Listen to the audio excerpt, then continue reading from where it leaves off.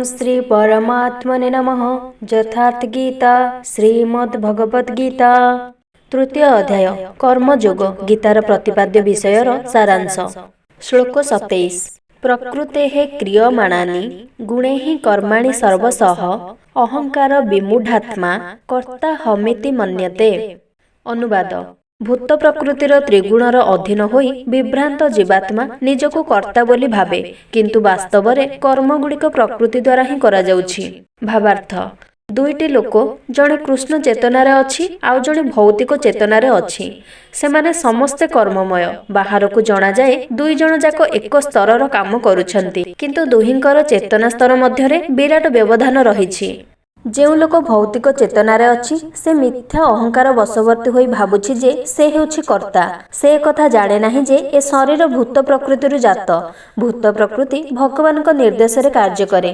भौतिक चेतनारे थिबा व्यक्तिर ए ज्ञान नाही जे से संपूर्ण रूपे कृष्णक नियंत्रणाधीन रे अछि। जेउ व्यक्ति मिथ्या अहंकारर वशवर्ती से भाबे जे से सबु करूछि एवं सेथिपई से बहादुरी मध्य नेउछि।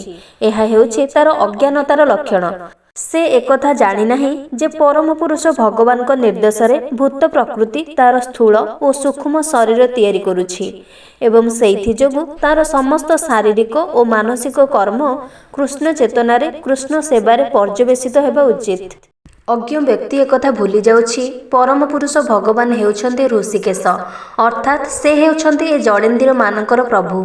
से व्यक्ति बहुजन्म धरी तार इंद्रिय मानकु इंद्रिय सुखरे विषय भोगरे लगाई इंद्रिय मानकर अपव्यवहार करिछि। सेथि जोगु से वर्तमान मिथ्याहंकारर वशवर्ती होई निजको कर्ता बोली मने करुछि।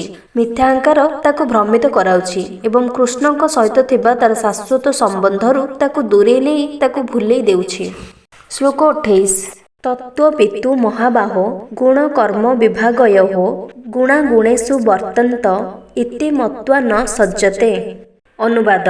हे महाबाहु, जे तत्वदर्शी अर्थात जे भगवानଙ୍କ संबंधरे ज्ञान अर्जन करिछि से इंद्रिय तृप्ति निमित्त कर्म करे नाही।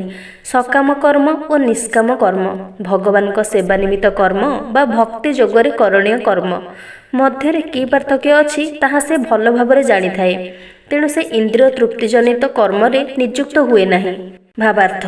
जे तत्वदर्शी ज्ञानी से भौतिक स्थिति रे कि असुविधाजनक परिस्थिति रे अछि ताहा से भल रकम जानिछि।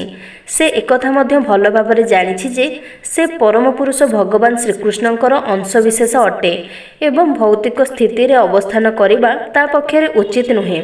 से सत चित आनंदमय भगवानଙ୍କର अंशविशेष, एहा हेउछि तार स्वरूप स्थिति। से एहा जानिछि। पुनश्च एहा मध्य से अनुभव करिपारे जे कौनसी कारणरू से भौतिक बंधन रे पड़ी जाइछि। पूर्वरु कुहागला जे से सत चित आनंदमय भगवानଙ୍କର अंशविशेष अटे, तेणु शुद्ध स्तर रे तार अवस्थान। अतएव तार समस्त कर्म परम पुरुष भगवान श्रीकृष्णଙ୍କର सेवा बा प्राप्त्यर्थे विनियुक्त हेबा उचित। तेणु से कृष्ण चेतनारे कर्म करे बा कृष्ण कर्मरे नियुक्त हुए एवं स्वभावतः से इंद्रिय तृप्ति जनित भौतिक कर्म प्रति आसक्त हुए नहीं। भौतिक कर्म गुड़िक भूत प्रकृति द्वारा प्रभावित एवं क्षणस्थायी। से एकथा जाने जे तार ए भौतिक जीवन भगवानकर परम नियंत्रणाधीन अटे।